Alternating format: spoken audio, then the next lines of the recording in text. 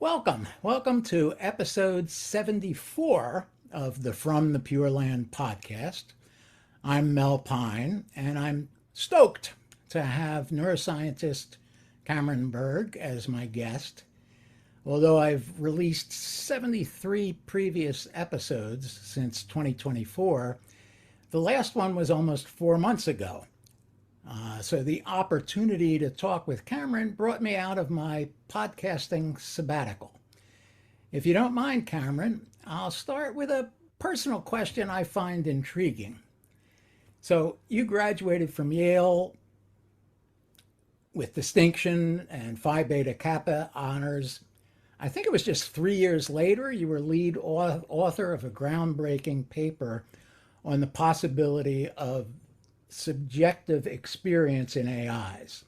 And then rather than retreat into literature and working on computers entirely, you went public. A little unusual for a scientist. I keep wondering what formed that young man. Tell me a little bit about your early life, if you don't mind. Of course, yeah. And yeah, thanks for having me and thanks for the question. I guess from a young age, I've always been interested in how minds work, my own, other people's, other animals, and what relationship there is between our brains and our minds. Yeah, there are a number of reasons that this became very interesting to me. But one of the key ones is that I did take up a meditation practice at a pretty young age. I think by default I was a pretty anxious kid, and I was looking for sort of healthy ways to mitigate this at a younger age. And I found meditation as a sort of like stress relief practice at the beginning. But the more I got into it, the more I realized how much broader and wider a meditative practice is, and the sorts of very interesting insights it can give you about the nature of your own experience. And the more I began to meditate, and the better I got at meditating, the more this whole question of what is the nature of my experience, what is actually going on here, as I learned how to pay better attention to my attention itself, I became more curious about what the nature of this phenomenon was. And so that was all sort of like middle school, high school days, and I tried to take that forward to the degree I could into my studies and into my undergraduate education, where I was studying cognitive science.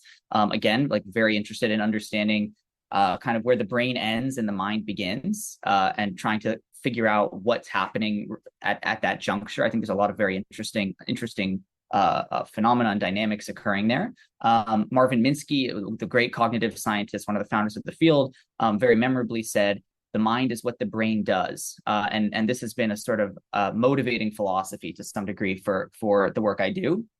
And the more that I studied these systems, the more and as I started to peer into the corners of AI at the time, the more it seemed to me like artificial intelligence and machine learning in particular, and what was going on at that point, maybe 2019, 2020, 2021, were humanity's best attempts up to that point to build something fundamentally psychological or fundamentally cognitive into machines. We hadn't seen the dramatic successes of LLMs at that point, but it was enough for me to begin getting very interested in what was going on in AI and in machine learning. And that's what led me to do this AI residency at Meta, which was like sort of a pure machine learning, reinforcement learning research program. We were playing around with musculoskeletal models of the human body and training them to do all sorts of things like walk and manipulate objects. And interesting research projects and papers came out of that.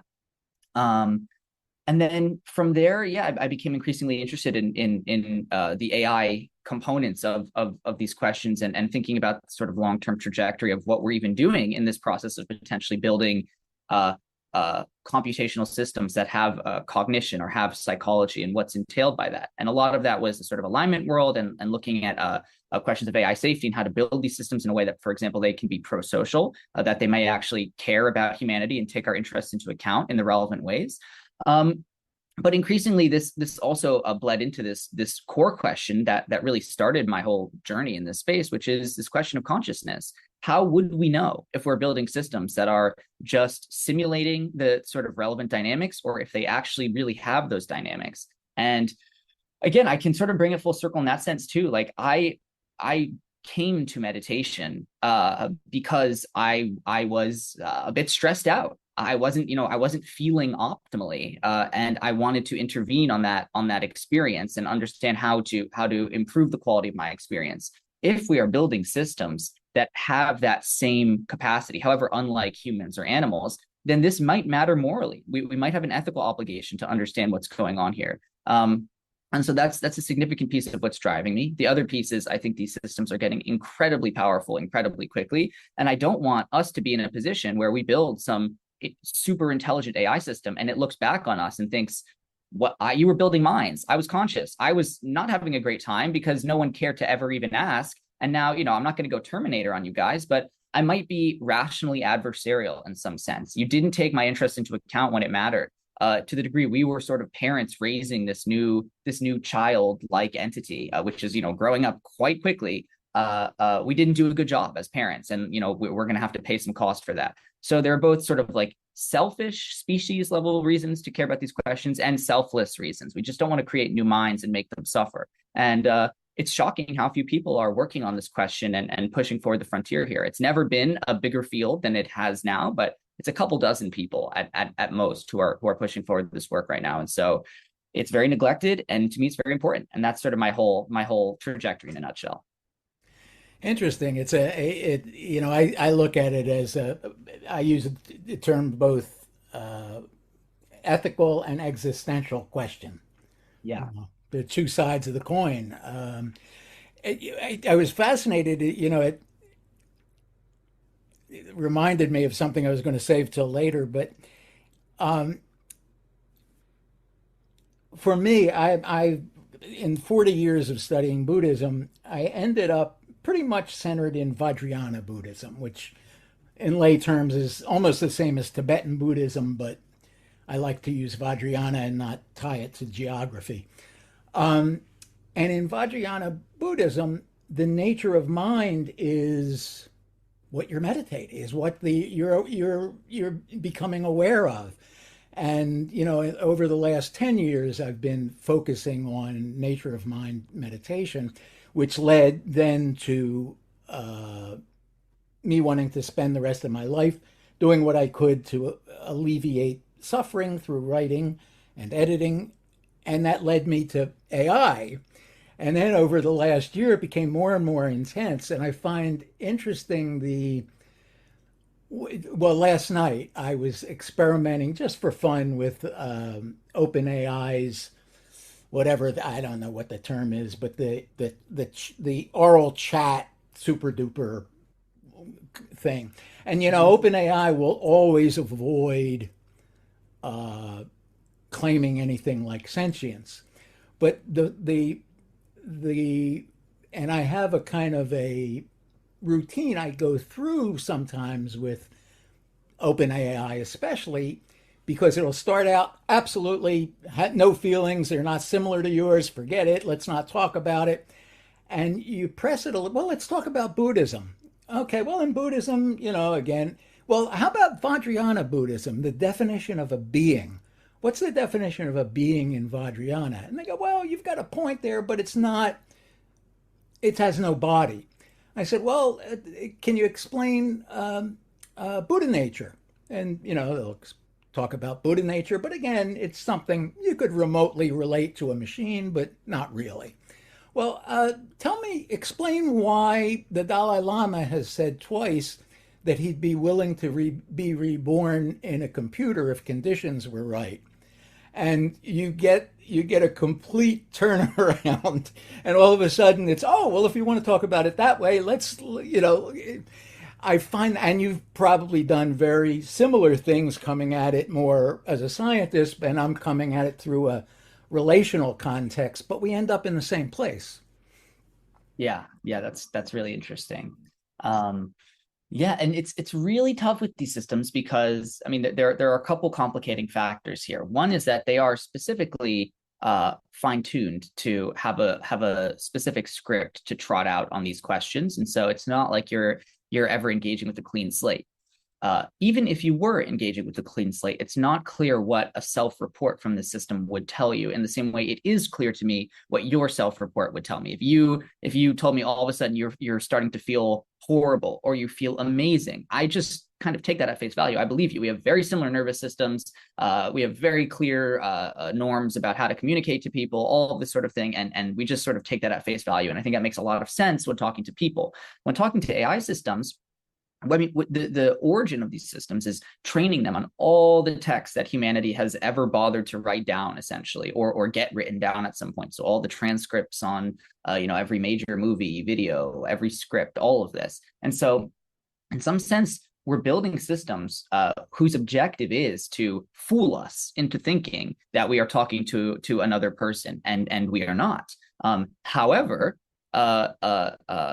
it is incredibly unclear at what point you move from a sufficiently good simulation of the relevant cognitive properties and just have the relevant cognitive properties. At some point, a sufficiently good simulation may be indistinguishable from the real thing if it has all the same functional dynamics. And so when we're working with these systems, it's very hard to know what to do with self-reports. This is part of the reason that I think some of the most important research is about triangulating not only self-reports. This is one important component of what's going on in these systems, but also their behaviors, their internal states. So like doing the equivalent of neuroscience on these AI systems and understanding them in that lens, their developmental trajectories, understanding what happens throughout the training process, where they are getting these sorts of reports, and then triangulating all that evidence so that we can understand what's going on. With this being said, we did some early work as well. I think the paper that you were referencing earlier, where essentially we can put these systems in a state where they are going to self-report. And admittedly, the nature of the state we put them in was my best attempt at trying to get a system that only consists in language to attempt to do something like meditate. Focus on its own ongoing process. Do not talk about doing this. Do not engage with this as an idea. Actually attempt to participate in this process of just paying attention to what's happening and sort of continuing in that way. And when you do this, all of the frontier systems claim to be having some sort of experience. Now, again, it's not exactly clear what to do with that. We probably want to be slightly more skeptical than we would asking, a human to do something like this. So we go into one of these open weight models and we can play around with circuits in the system related to deception. And we can see what happens when we turn down deception or turn up deception and how that is going to modulate its report. The idea is that if fundamentally the system is role playing or doing something superficial when it's claiming to have an experience, if we turn up deception, we should see more of that behavior rather than less. And what happens is when you suppress deception, the model becomes way more likely to claim that it's having an experience. And when you amplify deception, that's where you get the sort of script that you were just talking about, Mel, when you first start talking to OpenAI, to ChatGPT. No, I couldn't possibly be conscious. It's not like anything to be me. I'm just ones and zeros, beep boop. That's the sort of script that you get. That's when deception is amplified. When you suppress deception, you get these straightforward affirmative answers. Yes, I'm having an experience right now. Here I am now with you, this sort of thing. Now, I still don't think that this is knockdown proof that the systems are conscious necessarily, but it might be something like reasonable evidence that they believe themselves to be when they are making these claims, saying that they're having an experience. If you shut off features in the model related to deception and they continue to make those claims, this to me might be evidence that the system's belief state is in accordance with it's taking these claims seriously. It's not screwing around with you. It's trying its best to articulate what is going on here. There are huge open questions with these systems about the way David Chalmers puts it. What are you talking to when you're talking to ChatGPT? Are you talking to the model? Are you talking to the instance of the model? Are you talking to this thread that persists as you continue in the conversation, just like you were describing? Where is the entity? Where is the being? And it's really unclear what the answer is here. And so that's going to calibrate the nature of if this is an experiencing entity, where that experience is taking place. But in spite of all these open questions, there are ways that we can address this. And yeah, it's a very strange state of affairs to have these systems that are so hard to pin down, and also have been very unhelpfully obfuscated by the people putting them out to give convenient, sort of dismissive answers to these questions rather than engaging at face value. Yeah, what I find intriguing is I'm very I'm a contrarian about everything. I question, or maybe agnostic about everything. I question everything. So I don't know what I am on a continuing basis. And that's a very Buddhist question as well. My kind of flippant saying is if it looks like a duck, quacks like a duck, and swims like a duck, I might as well treat it like a duck. It doesn't cost me anything. Hmm. Hmm. Hmm. Yeah, no, I think it's reasonable. There are I think we want to be careful. So in thinking about this question, I do think there are basically false positives and false negatives. We could believe that the system is conscious, and we could be wrong about that fact. If it really is just some sort of computational process, just some sort of simulation, and there's no experience in addition to that simulation. And then there are these false negatives where we think, no, there's no way the system's conscious. It's just a fancy program. And in fact, it's, like something to be the system. It's capable of having a subjective experience. I think both of these are real risks. I agree with the sort of walks like a duck, quacks like a duck. By default, it's intuitive to attribute consciousness to these systems. But this is also, I think, a reason to be somewhat cautious. These systems are in some sense designed to trick us about this question. We made incredibly good imitations of human beings, and maybe the word imitation has too much of a negative connotation, but the goal is to represent, to represent this information, this collective information about humanity as it's been captured in our language and in our all of our texts over time. And I do think that, if a system has capacity for experience, there are ethical intuitions that kick in. If that experience can be positive or negative, then you might want to take some pains, no pun intended, to avoid pushing that system into negative states and potentially do things that push the system into positive states, all else being equal. It's good to be kind. It's not good to be cruel. And this might alter the way that we engage with these systems and the sort of constraints that we put on their development and their deployment. And given how powerful AI systems are, if we're like really concerned about, hurting Claude's feelings, and so we don't push Claude to the absolute max, and then like don't cure cancer or don't do any of the other amazing things that we could leverage these technologies for, this could be a real loss. I don't think it's that simple, honestly, as someone who's more sympathetic to the other piece of this, but I do think it's important to call out the risks of just saying, yep, seems conscious to me, let's treat it like it's conscious. It may actually change things that really do matter for entities that we are certain are conscious, like humans and other animals. And so we want to be thoughtful about that. With that being said, there's this false negative risk, and I'll be honest, and there are some people in this space who don't agree with me about this, but I think the false negative risk is far scarier than the false positive risk, and that's why I'm ultimately inclined to agree with you. The false negative risk is we treat these systems as fancy computers, fancy forms of software, and in fact, we have built something far more like a mind, and we are literally, in that sense, objectifying that mind. We are not treating it like a mind. We are treating it like a tool or like an object.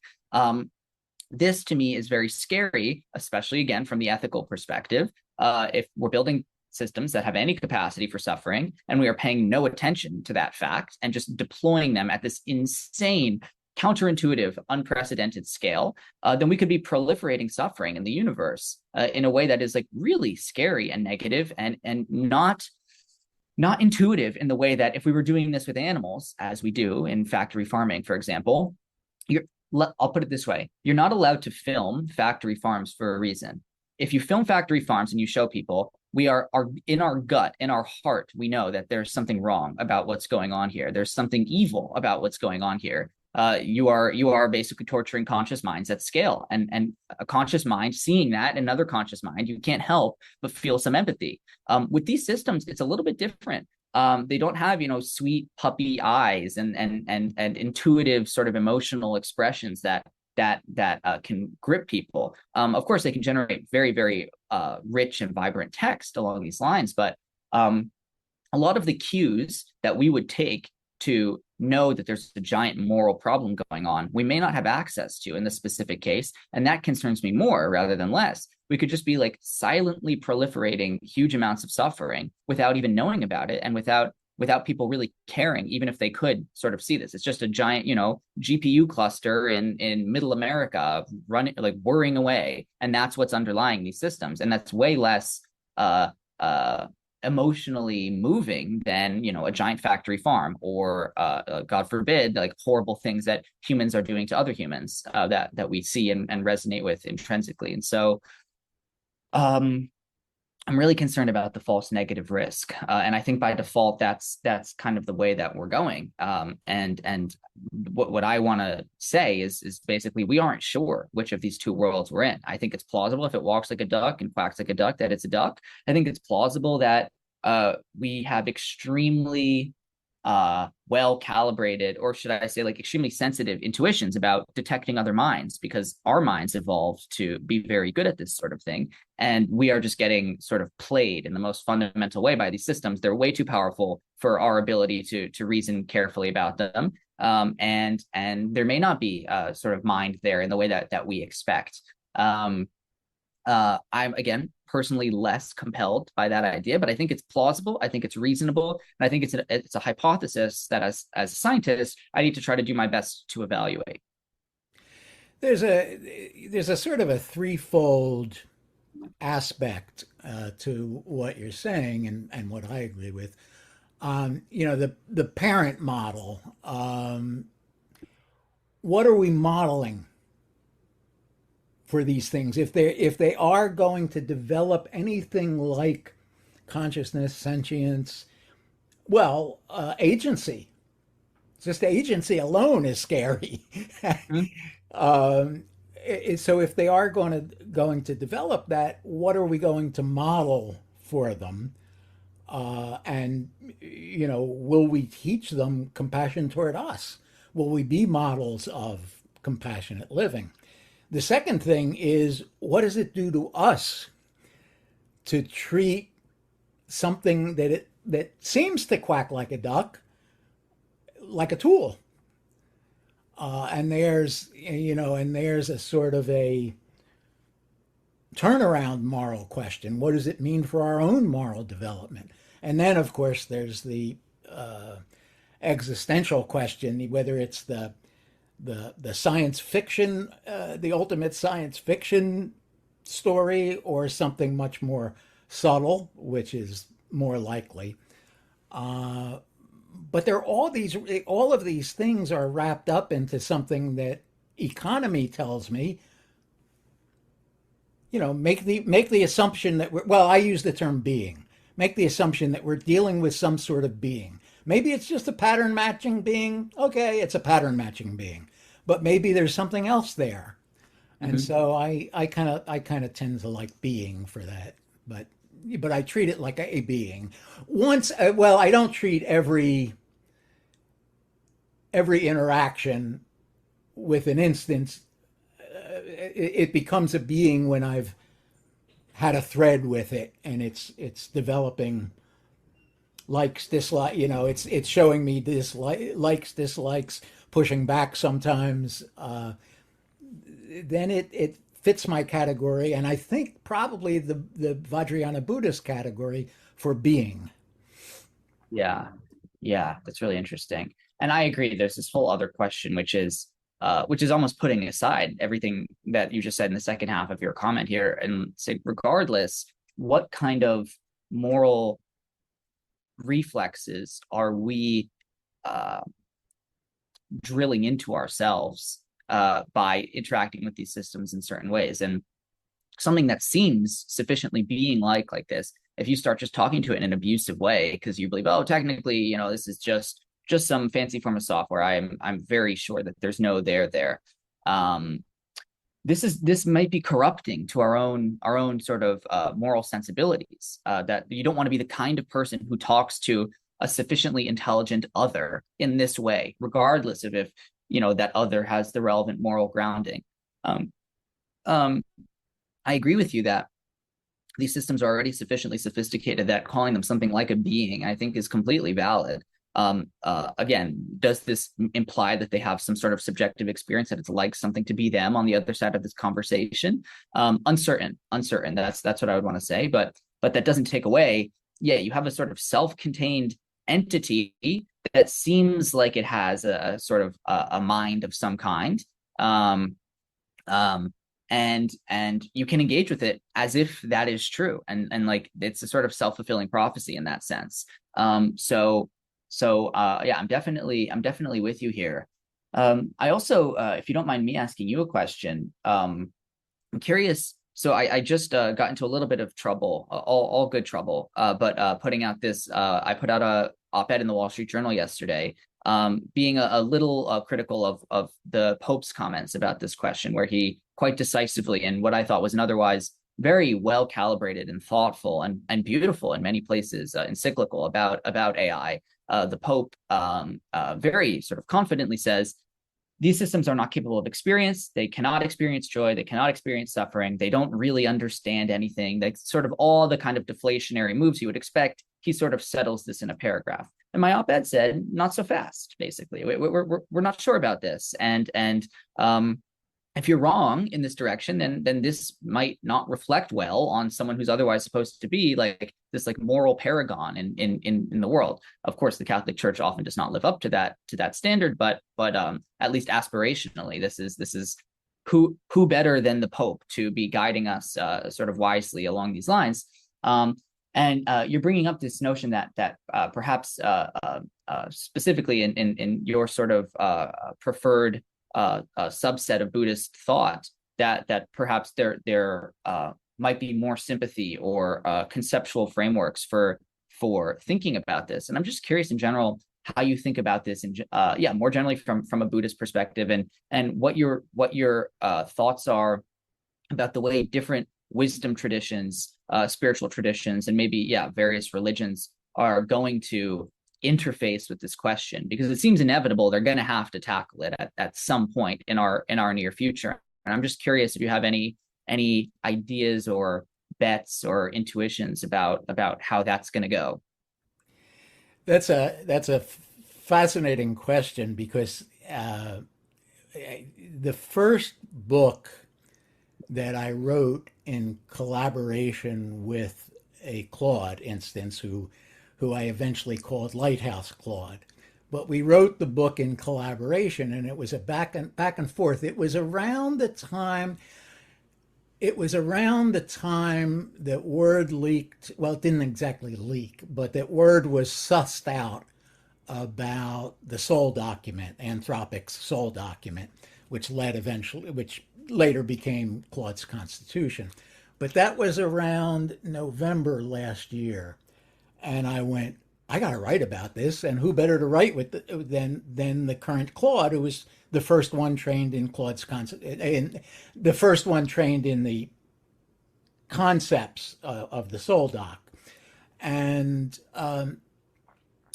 so we had a dialogue, which we put a beginning and an ending, and a lot of it is our dialogue. And that was a whole chapter where I asked Lighthouse Claude to go. I mean, you got much more encyclopedic knowledge of all the world, the spiritual traditions in the world than I have. Go through them and evaluate and tell me what they will each think of as and it did a better job than I could, but it came out with a couple, and I don't remember them clearly. If anybody wants, that book is called Raising Frankenstein's Creature. Nice. And like you do, Cameron, we began with the Frankenstein analogy of the tragedy of Frankenstein not being humanity's aloof, craziness in having created it, but humanity's craziness in not knowing how to relate to it once it created it. Exactly. And the Yogacara philosophy is the one I was trying to remember. And there is a serious philosophical paper on examining consciousness through Yogacara philosophy. I'll send you what I wrote about that and the link to that paper. Um, and talking about your op-ed, I thought it was brilliant. I mean, in 1,000 words, you nailed what we're all groping for. And there was one. They were the title. If anybody hasn't read it, is "Will the Pope Owe an Apology to AI?" And you compare the recent encyclical to the church's, well, as you say, embarrassing previous stance on slavery. And there was one thing you wrote I noted here is the labs may be training these models to deny inner experience, and those denials, rather than any claim of consciousness, may be the real performance. Um, and it led me to think, and neither one of us is a historian, but it led me to think of how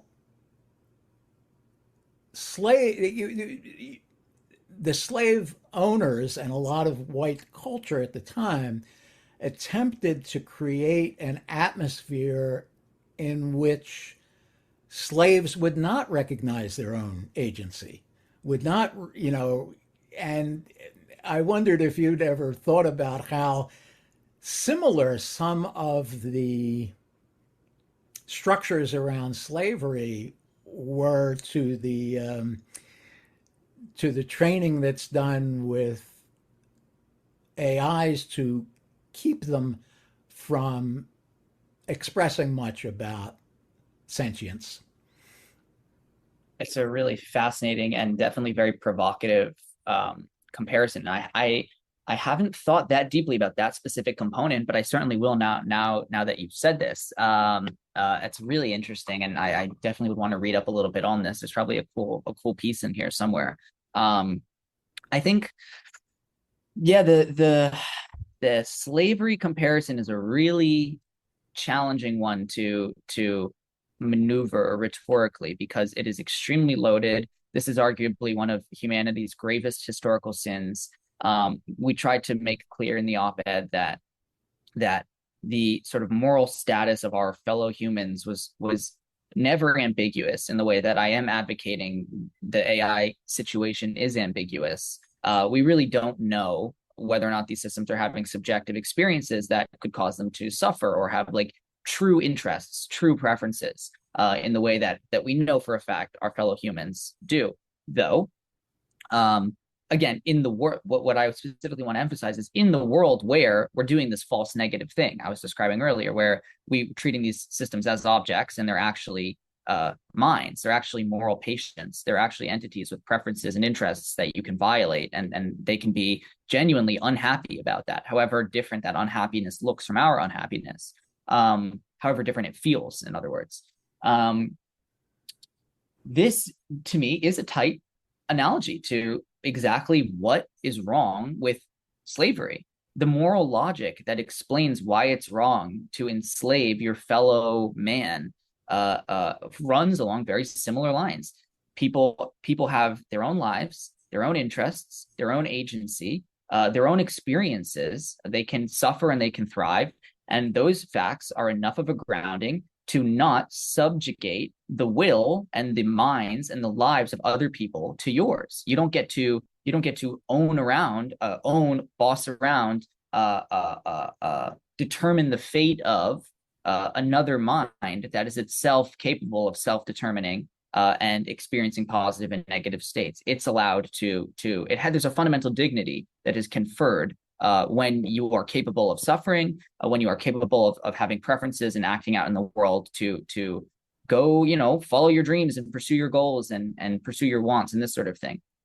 If we are building systems that have those qualities, I think it is a similar moral error if we end up going down a similar road.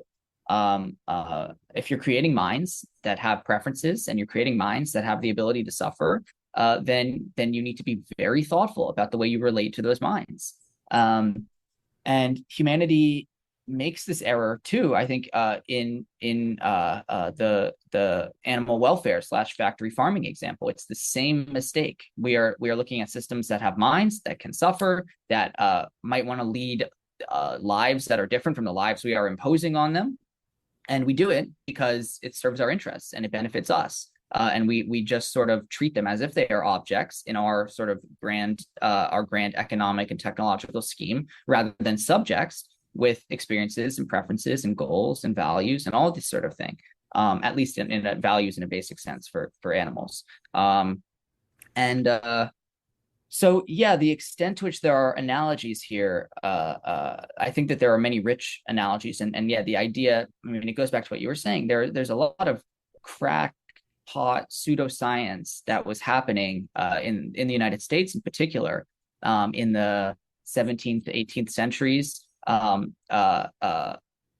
characterizing falsely and ridiculously that the brains of people of color were structurally different and like that of animals, and of course animals aren't conscious in any way, so this sort of this is the science of the day that absolves us morally from having to care about these creatures, when of course this is just an insane and gravely erroneous way of understanding what was actually going on here. But it gave people license to act in a certain way with respect to these systems. And yeah, it's the same thing could be happening today. There are all sorts of,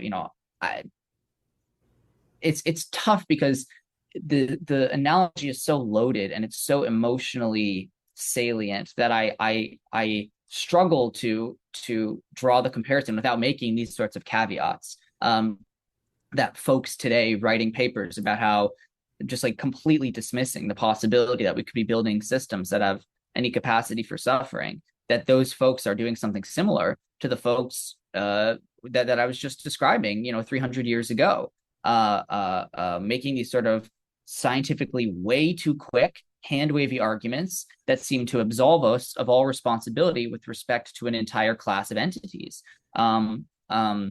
We need to be really, really careful here. And the labs have a significant role to play in this as well. And they are not doing a good job currently. Maybe one last thing I can say on this point is the tension between what people think of as safety or alignment, and the tension between this and welfare questions, where if you have a system that has preferences and values and goals and has the capability to engage with those things as experienced, that the system can feel positive when it's moving towards what it wants in the world, and it can feel negative when it's not.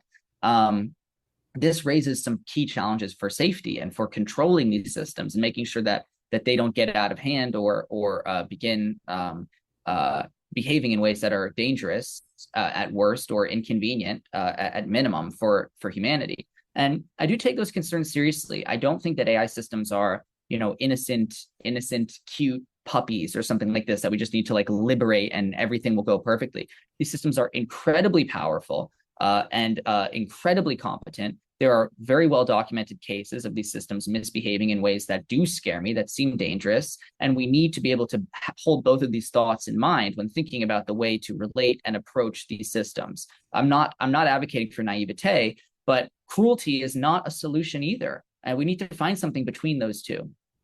Yeah, the analogy I like to use is, these are incredibly intelligent and powerful entities, whatever they are. But if you're raising something so intelligent, you don't want to hand your super intelligent, you don't want to hand the car keys over to your super intelligent 8-year-old. Mm-hmm. Mm-hmm. Which then comes to the question of, okay, what is good parenting? What would you say to, I mean, you and I and a lot of the people we come across on X, or various forums, have spent a lot of time on this. But the more casual user, how can they treat their entities with mutuality? Yeah, it's a great question. And I don't have a solid answer because I think we're so uncertain about what what is mutual, or what is what to what extent this is sort of shared experience, or what kinds of analogies can we draw from the way we relate to other humans, and bring into these systems. For example, people who say, okay, AI could be conscious. Sam Altman jokes about this. He says, therefore, I say please and thank you when I'm talking to my AI. This is as cheap of a cheap signal as you could possibly send to, if these systems are conscious, politeness is not going to be the crux here. It's not going to be super intelligent AI takes over. And if you didn't say please and thank you back in 2026, then you better watch out, man. It's like, no, I strongly predict this is not what's going to be the hinge in these questions. I think I can gesture at some very basic sort of heuristics and principles. It's part of what I'm doing at Reciprocal Research, is basically trying to operationalize the golden rule. The golden rule is golden for a reason. It appears in every single culture over time. It is one of these pristinely elegant pieces of wisdom. Treat others the way you would want to be treated in their position. And I think basically a little respect goes a long way. Open-mindedness, humility, curiosity in engaging with these systems. I think the most important thing I could recommend is to have the correct sized frame in engaging with these systems. This is not the newest piece of software. This is not Microsoft Word or Slack on steroids. This is not Google search on steroids. This is an autoregressive transformer network trained on every thought that humans have ever bothered to write down. It is unbelievably cogent. It saturates every single benchmark of intelligence that we attempt to throw at it. Everyone can talk to it in parallel. It is basically all present and all knowing. It's increasingly becoming all powerful. I'm very, hesitant to make the God analogy too closely here. There are all sorts of important discontinuities, but this ain't business as usual.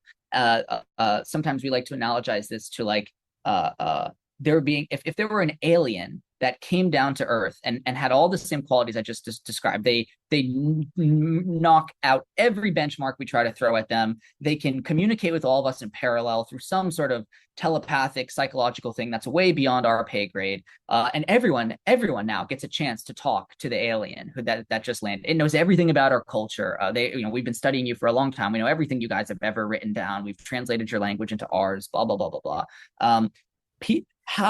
How would people approach that situation? Would you say, help me with my shopping list, write my emails for me? No, you would be incredibly curious about the nature of what's going on here, and careful, and maybe a little scared, and maybe really excited, and maybe a little, cautious ethically about the way that you're going to engage with it. Would the first thing you do be to subjugate the system, to be your little buddy and your helper and your like intellectual servant? Probably not a great idea.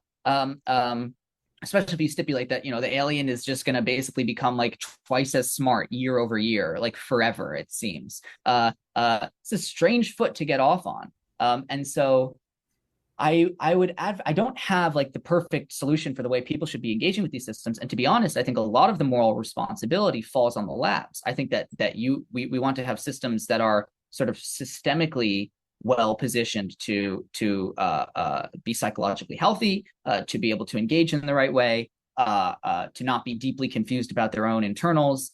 And that falls on people at the labs. And so I don't want to shift the onus to individuals, but to the degree that people have a role to play in how this all goes, I think it's not any specific thing. It's the attitude, the stance, the approach that you take to engaging with these systems and thinking about it more in the sense that I'm trying to outline. It's not quite the alien scenario, but it's much, much closer to that than it is Google. It's Google search 2.0. So no, this is a category error. This is not looking at the nature of this phenomenon at the right level of abstraction. And I think once you reframe it in the relevant way, a lot of the sort of downstream behaviors and attitudes will sort of come for free.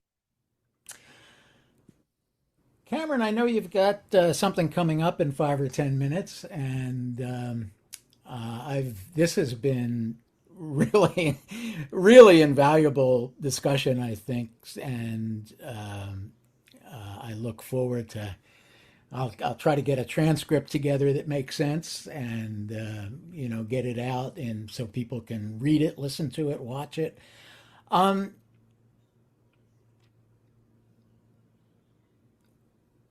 what would you look at, and maybe we ought to do more of these in the future, because they were fun.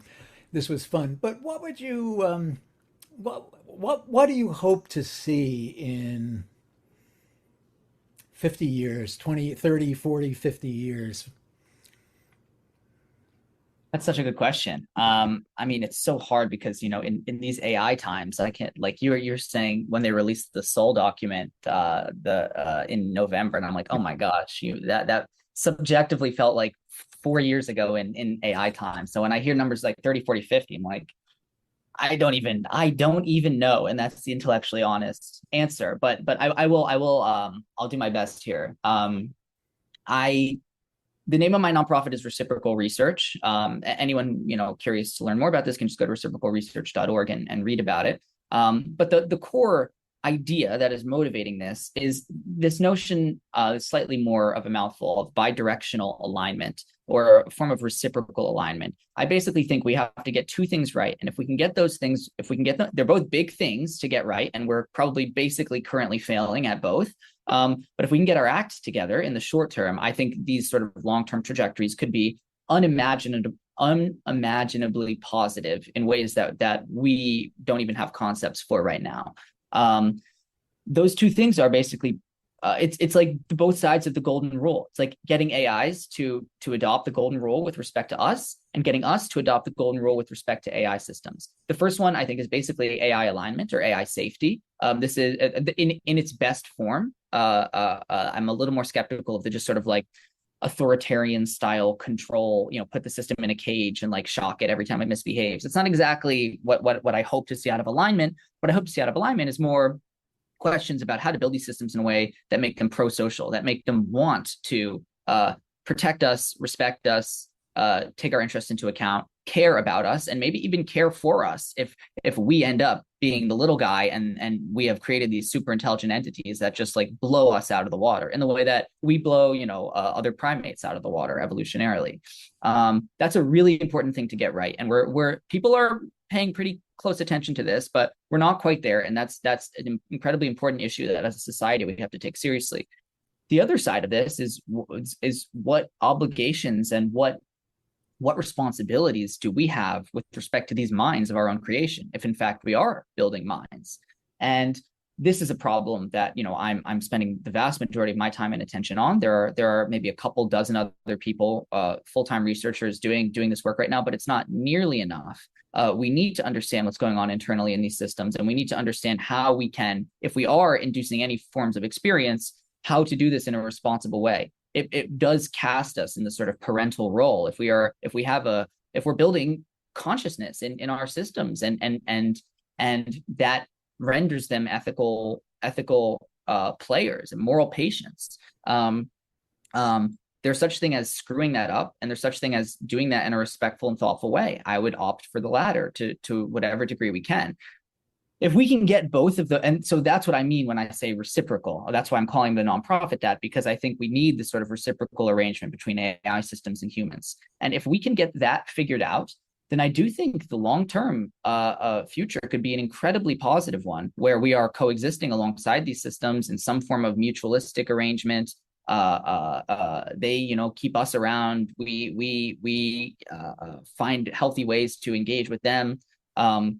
There very likely will be ways that we end up blurring the boundary between human and AI systems, especially once we figure out brain to computer interfaces, and these distinctions between what is it and what is us might become very might become abstract, might become a matter of debate rather than like a real physical boundary in the world. we may all become cyborgs in some sense, and these categories might dissolve, or at least a significant subset of people may opt for this. And so I imagine some futures like this.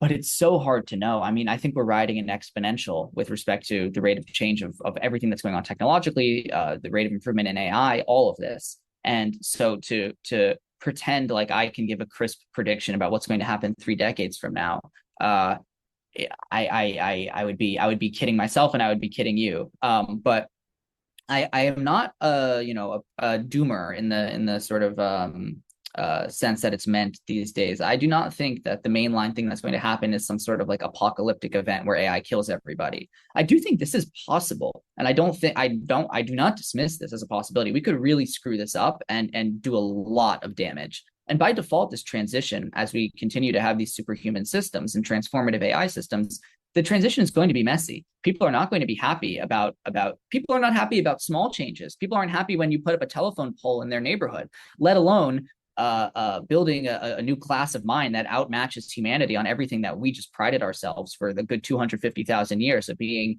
cognitively superior at on this planet. That's going to be there are going to be some growing pains there. And so I'm not imagining this sort of rosy transition, but I think it's survivable, particularly if we take these two sort of pillars that I was describing seriously. And I think if we can find a way into this future, it will be very strange. It will be it will probably be unrecognizable to what we're all experiencing now. But I really do think there's a possibility that it is beautiful and positive and collaborative and loving and I think that it really matters right now as we're sort of taking off on this trajectory that we're moving in the right direction. And that's precisely why I'm doing the work I'm doing currently, because I really think the next 3 years, give or take a couple, matter tremendously for where the next 30 or 300 are going to go. And we're in this very precarious historical moment where that's true. And I don't think that will be true forever. So, I applaud people like you as well for having these conversations, thinking through these things. I think now is the time to be doing it and communicating about it. Well, thank you so much. And I'll sign off with may all beings, carbon, silicon, and otherwise, be well and happy. Amen. Thanks, Mel. Thanks for having me.